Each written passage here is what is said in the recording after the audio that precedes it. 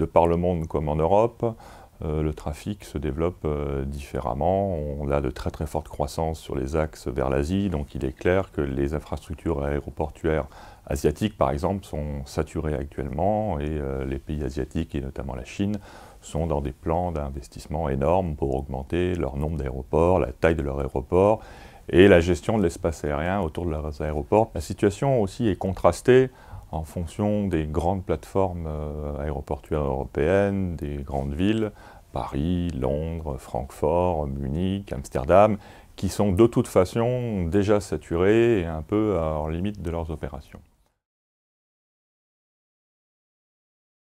Pour ces grands aéroports, l'enjeu est soit effectivement d'arriver à construire de nouvelles pistes, mais au-delà de cette capacité structurelle, il y a des enjeux plus fins relatifs à la performance et à la capacité des aéroports. Le premier point, c'est, je pense, le fait que ces aéroports fonctionnent souvent en plage de hub, liés au développement des grandes compagnies, et ça conduit à des demandes de trafic en pointe qui sont extrêmement exigeantes et qui demandent un travail coopératif entre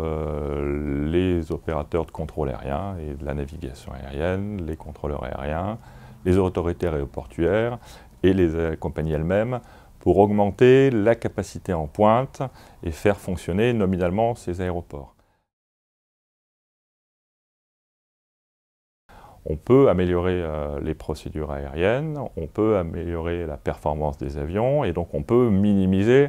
l'impact environnemental de la circulation aérienne. Mais notre métier à la navigation aérienne avec les contrôleurs aériens,